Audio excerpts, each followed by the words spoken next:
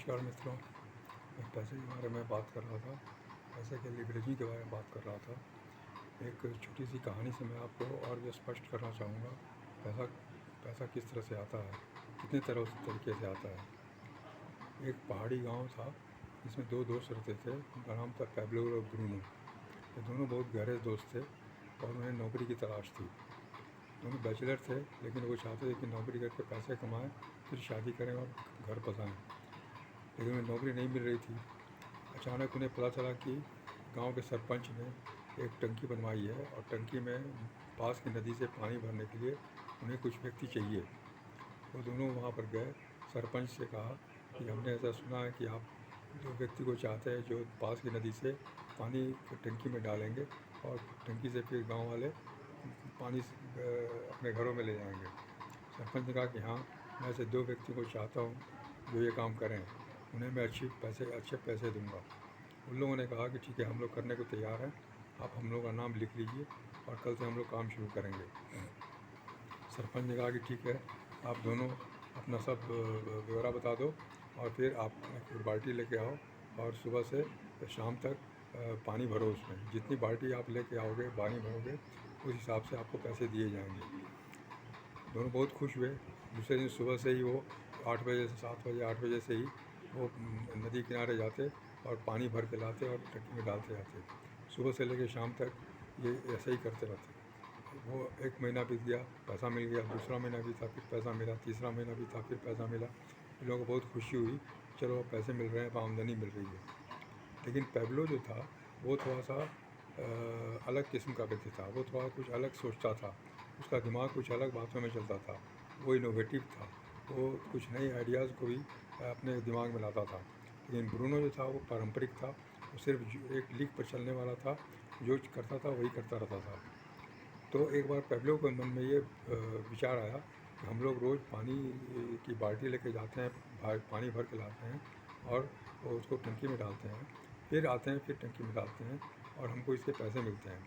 लेकिन अगर हम मान लो यहाँ से एक पाइपलाइन बना लें नदी से लेकर टंकी तक और उसमें वहाँ मीटर लगा दें, तो पानी अपने आप वहाँ पर पहुँच जाएगा और वहाँ मीटर से जितने लोग पानी खरीदेंगे उतने पैसे हमको मिलते जाएंगे। तो इसमें हमारी मेहनत बच जाएगी और हमारी आमदनी तेज़ ज़्यादा हो जाएगी। ये सोच करके उसने सोचा कि क्यों ना पाइपलाइन बनाई जाए। ये विचार उसने ब्रूनो के साथ साझा किया। ये ब्रूनो ने उसको बिल्कुल काट दिया, बोला कि नहीं नहीं, ये सब बेकार है। पाइपलाइन बनाने में जो समय लगेगा उससे अच्छा है कि हम लोग बाल्टी का पानी ही ढोएं और उसमें अधिक पैसे कमाएं। पैब्लो ने कुछ समझाने की कोशिश की, लेकिन ब्रूनो नहीं माना।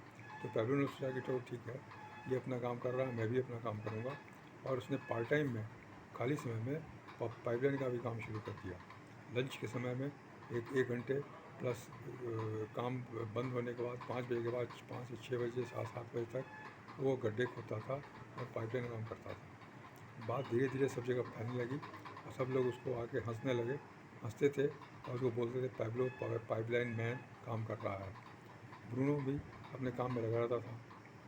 कुछ समय बाद ब्रूनो ने एक मकान खरीद लिया, फिर एक गाय खरीदी, फिर उससे भी आमदनी बढ़ने लगी। फिर उसने शादी की, एक बच्चा हुआ, इससे भी उसकी आमदनी इसलिए खर्चे ही बढ़ गए। लेकिन फिर भी वो खुश था कि चलो परिवार हो गया और आमदनी मिल रही है हमें। दो बाल्टी, एक बाल्टी के बदले 2 बाल्टी लाता था वो।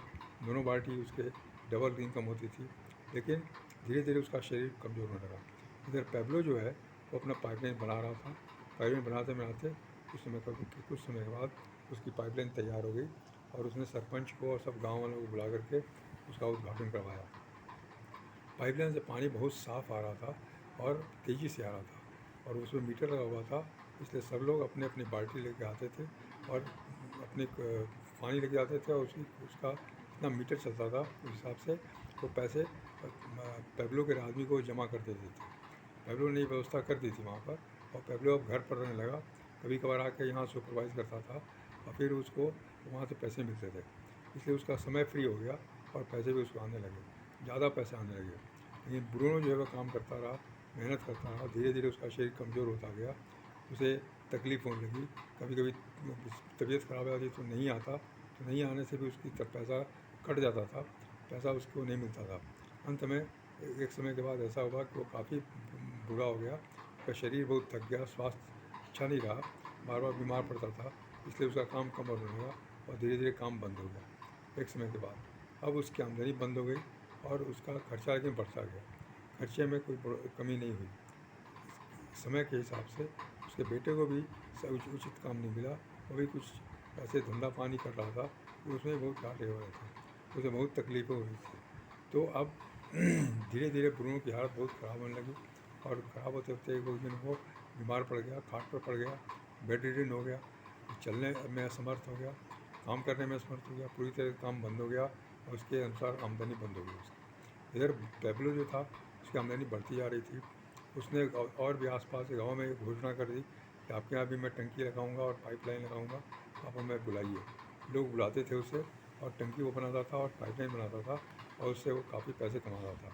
इस तरह से वो कई 4-5 गाँव में ऐसा काम करने लगा और बैठे बैठे उसको सब पैसे आने लगे। उसने एक मैनेजर रख लिया जो सारा काम को देखता था, सारी रख रखाव करता था, जो भी शिकायत होती थी उसको दूर करता था।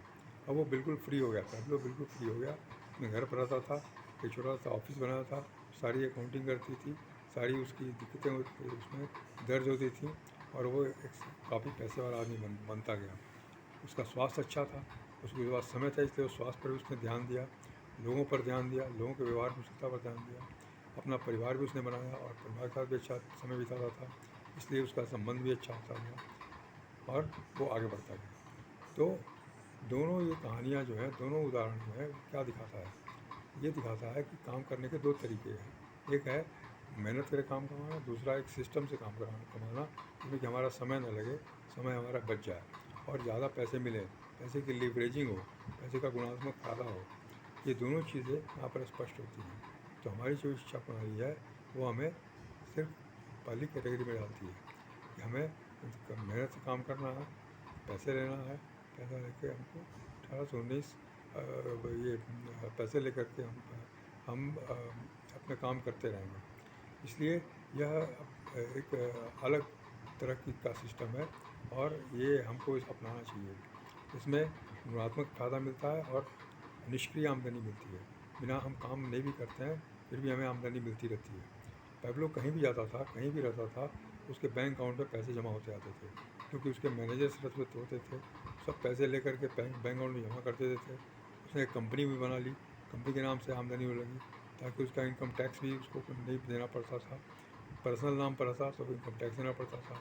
ब्रूनो को इनकम टैक्स देना पड़ता था क्योंकि वो जो भी पैसा बैंक में रखता था अपने नाम से रखता था, इसलिए एक व्यक्ति के इनकम पर ज़्यादा टैक्स पे करना पड़ता था उसको। लेकिन ये कंपनी के नाम पर इनकम लेता था इसलिए इसको कम टैक्स पे करना पड़ता था। यह सब आइडिया पैब्लो को थी, ब्रूनो को नहीं थी, लेकिन ब्रूनो पर सब चेंज होने को तैयार नहीं था, बदलने को तैयार नहीं था, इसलिए आज वो सफ़र कर रहा था, उसका परिवार भी सफ़र करने लगा, सब लोग बीमार पड़ गए तो किसी का स्वास्थ्य खराब हो गया।